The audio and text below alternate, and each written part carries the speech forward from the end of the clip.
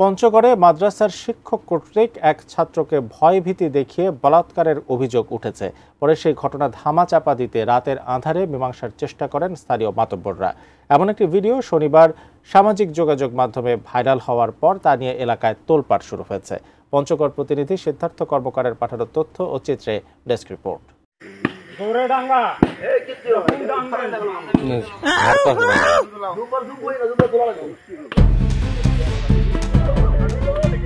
এবার ছাত্রকে বলাৎকারের অভিযোগ উঠেছে এক মাদ্রাসা শিক্ষকের বিরুদ্ধে। পঞ্চগড় জেলার বোদা উপজেলার বড়শশী ইউনিয়নে এই ঘটনাটি ঘটে। অভিযুক্ত মাদ্রাসা শিক্ষকের নাম মোহাম্মদ মাহবুব হোসেন ওরফে মাহে আলম। তিনি বগদুলঝুলা, হাজিপাড়া, আমিরিয়া, একরামিয়া, নুরানি হাফিজিয়া মাদ্রাসা ও লিল্লা বোর্ডিং এর মুহতামিম। ভুক্তভোগী ছাত্র ও তার অভিভাবক সূত্রে জানা যায়, 8 বছর বয়সী শিশুটি পার্শ্ববর্তী বগদুলঝুলা, হাজিপাড়া, আমেরিয়া, একরামিয়া, নুরানি হাফিজিয়া মাদ্রাসা ও লিল্লা বোর্ডিংয়ে কায়দা শ্রেণীতে পড়ার সুবাদে অন্যান্য শিশুদের সাথে সেখানেই থাকত। একই ঘরে রাতে শিশুরা মেঝেতে আর শিক্ষক ঘরের একদিকে কালো কাপড়ের পর্দা বেষ্টিত খাটে ঘুমাতেন। গত কোরবানি ঈদের আগে 2 জুন রাতে অন্যান্য দিনের মতো শিশুরা যখন ঘুমানোর প্রস্তুতি নিচ্ছিল, তখন অভিযুক্ত মাহে আলম শিশুটিকে কালো পর্দা বেষ্টিত বিছানায় ডেকে শিশুটির সাথে বিকৃত যৌনাচারে লিপ্ত হয়। কাউকে বললে তাকে মেরে ফেলার ভয়ও দেখান হুজুর। পরের দিন ঈদ উপলক্ষে মাদ্রাসা ছেড়ে বাড়িতে যায় শিশুটি।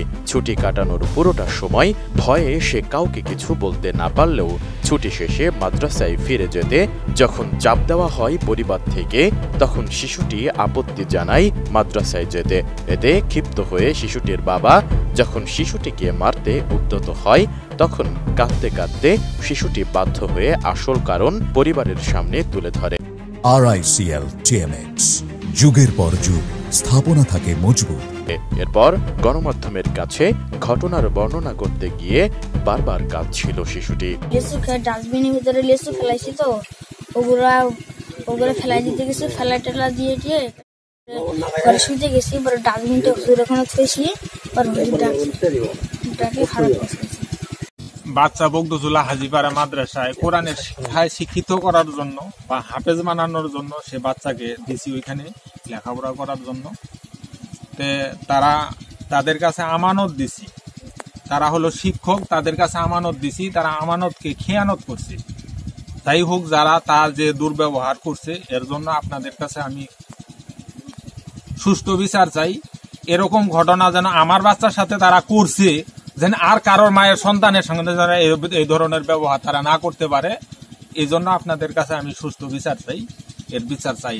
একই সাথে ঘটনার তীব্র নিন্দা জানিয়ে ভবিষ্যতে আর যেন কেউ এ ধরনের কর্মকাণ্ড করতে সাহস না পায়, সেজন্য দোষী মাদ্রাসা শিক্ষকের উপযুক্ত বিচার চান এলাকাবাসীরাও। এই বাচ্চাকে যাই এই কাজটা করছে, একটা জঘন্যতম অপরাধ কাজ করছে, এটার জন্য সুস্থভাবে একটা ভালো একটা বিচার আমরা সবাই চাই আর কি। এটা মাহালম নামে হুজুর, মাদ্রাসার হুজুর এটা করছে।